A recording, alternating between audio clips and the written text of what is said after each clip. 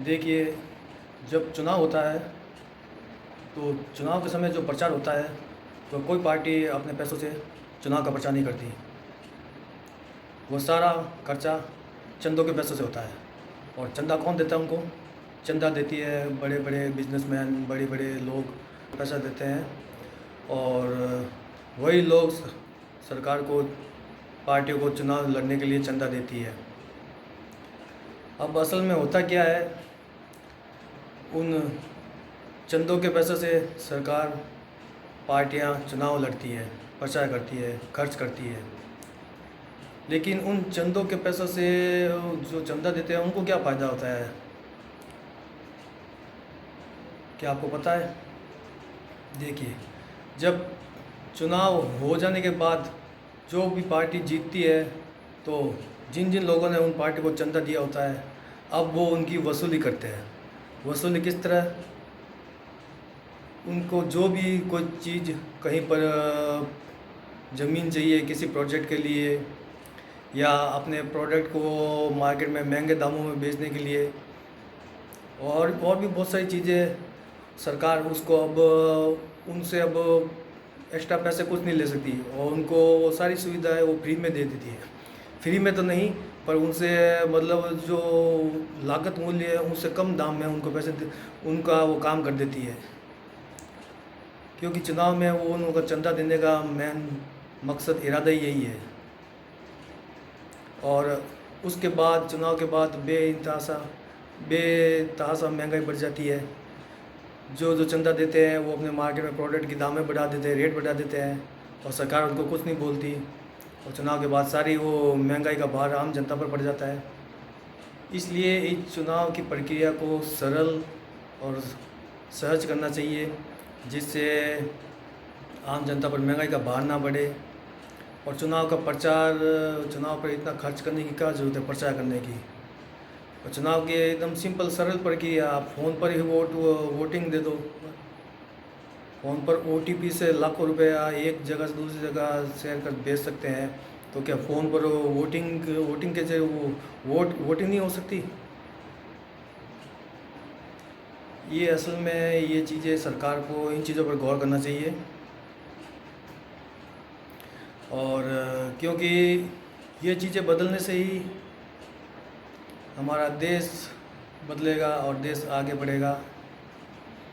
क्योंकि अब इंसान को सबको समझना ज़रूरी है कि नेता कभी किसी का सगा नहीं होता, और जो सगा होता है वो नेता नहीं होता। इसलिए राजनीति ऐसी नायक फिल्म आपने देखी होगी, राजनीति में क्या कहा था कि राजनीति एक ऐसा गटर है जिसको गटर को साफ़ करने के लिए उसको घुसना पड़ेगा, उस गटर को साफ़ करने के लिए। इसलिए राजनीति इस गटर में कोई नहीं घुसना चाहता। लेकिन राजनीति के गटर में घुसे बिना ही राजनीति के नेताओं की चाल को समझना ज़रूरी है।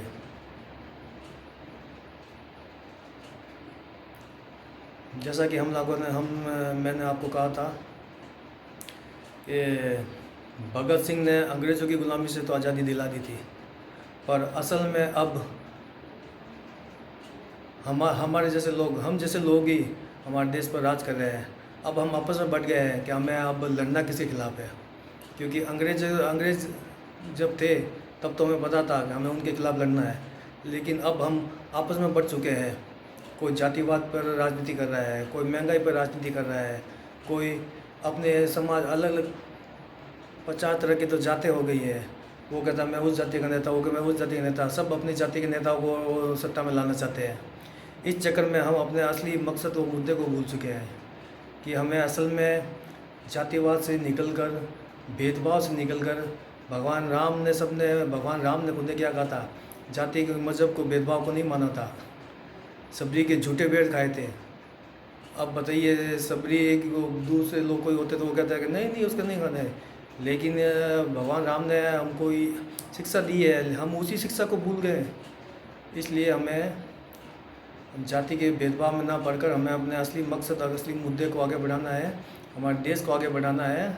हम सभी जाति धर्म के मज़हब के लोगों को हमें प्यार और एकता का संदेश देना है। क्योंकि नफ़रत बांटने से नफ़रत मिलती है। कोई आप किसी को नफ़रत बांटोगे तो नफ़रत ही मिलेगी, इसलिए नफ़रत नहीं बांटनी, हमें प्यार प्रेम बांटना है। आपने वो गाना भी सुना होगा, प्यार बांटते चलो, प्यार बांटते चलो, क्या हिंदू क्या मुसलमान, हम सब हैं भाई भाई। इसलिए हमें प्यार और प्रेम बांटना है।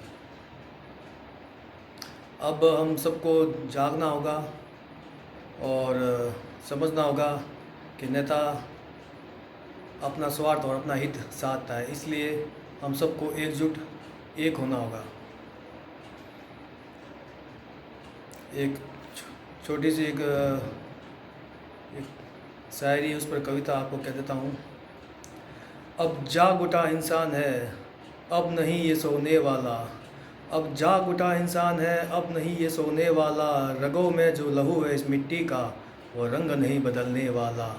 अब जाग उठा इंसान है, अब नहीं ये सोने वाला। रगों में जो लहू है इस मिट्टी का, वो रंग नहीं बदलने वाला। अब बदले हैं हम, अब देश नहीं बदलने देंगे। सौगंध हमें इस मिट्टी की, हम देश नहीं मिटने देंगे, हम देश नहीं बिकने देंगे। क्योंकि प्रधानमंत्री जिस तरह से हमारे देश की धरोहरों को एक एक करके बेच रहे हैं, हम वो देश बिकने नहीं देंगे और हम देश को बंटने भी नहीं देंगे। हमें एकता और भाईचारे के साथ रहना है और हमारे देश को आगे बढ़ाना है। नफ़रती लोगों को और जाति धर्म के भेदभाव करने वाले लोगों को सत्ता में से निकालना है। हमारा वीडियो अगर अच्छा लगे तो हमारे वीडियो को लाइक और सब्सक्राइब ज़रूर करें, और ऐसे जागरूकता भरे वीडियो मैं आप लोगों के लिए लेकर आता रहूँगा। बने रहिए हमारे साथ। जय हिंद, जय भारत, वंदे मातरम।